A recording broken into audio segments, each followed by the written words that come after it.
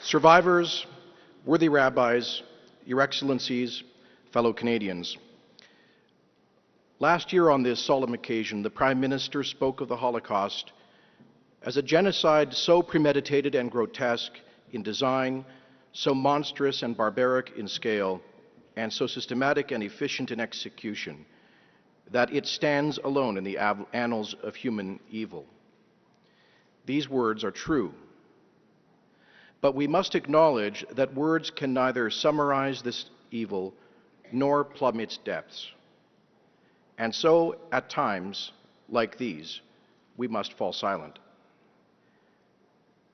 At times, the most fully human response to the fact of the Holocaust is to pray, to contemplate, to remember, as the Prime Minister did last summer during his visit to the Nazi death camp at Auschwitz, and as I myself did not long ago at the ravine of death called Babin Yar in Kiev.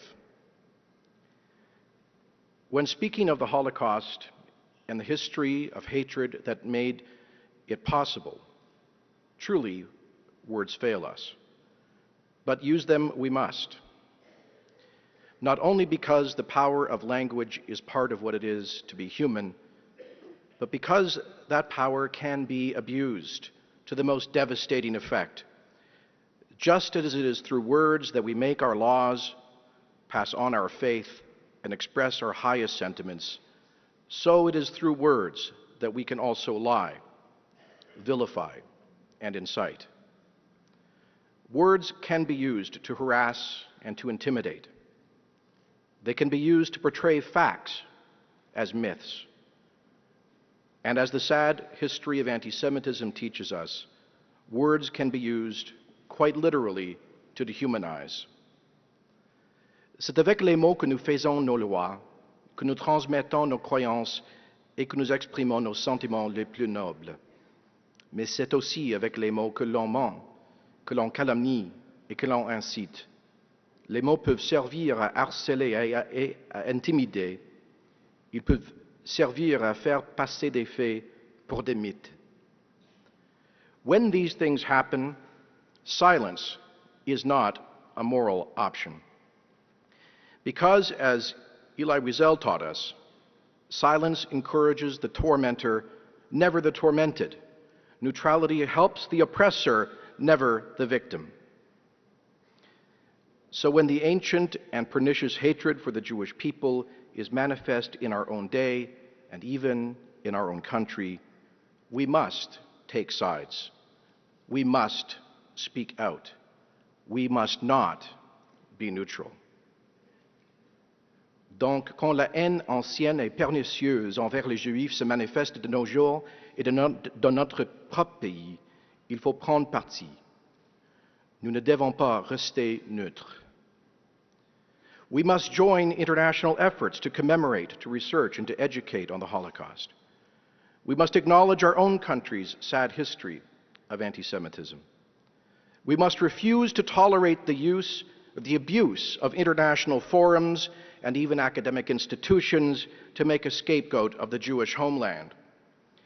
We must withdraw public support from those who promote hatred or who defend terror.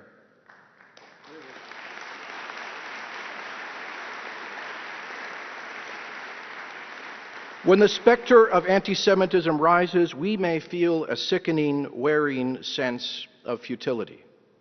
And I felt exactly that sense as I stood in the rubble of Nariman House of the Chabad Lubavitch home in Mumbai and saw the odious violence that is the fruits of the new anti-Semitism. So while hatred begins in hearts, it is spread in words. In this country, we have the precious freedom, the responsibility literally to contradict that hatred, to contain and possibly one day to eradicate it.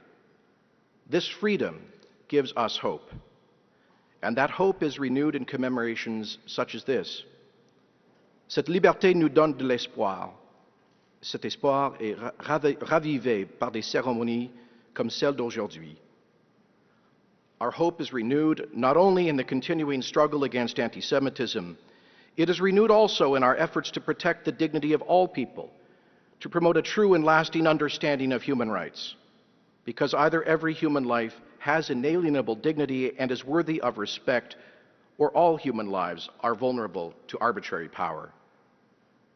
To acknowledge the singular horror of the Holocaust is to acknowledge that there are lines we may never cross. It is to acknowledge that human rights are either universal or non-existent. Reconnaître l'horreur singulière de l'Holocauste, c'est reconnaître qu'il y a des frontières que nous ne devons jamais transgresser. C'est reconnaître que les droits de la personne s'appliquent à tous les êtres humains, sinon, ils n'existent pas. It is to remind ourselves that if we tolerate the dehumanization of some of our fellow human beings, none of us is safe. It is to remember that we have it in us to recognize and to honor our common humanity. And it is to believe that it is possible to learn from history and that certain crimes might never be repeated. When Pope John Paul II visited Yad Vashem in 2000, he began as I will close, with the words of the Psalms, the ancient prayer book of the Jewish people. I have become like a broken vessel. I hear the whispering of many, terror on every side, as they scheme together against me, as they plot to take my life. But I trust in you, O Lord. I say, you are my God.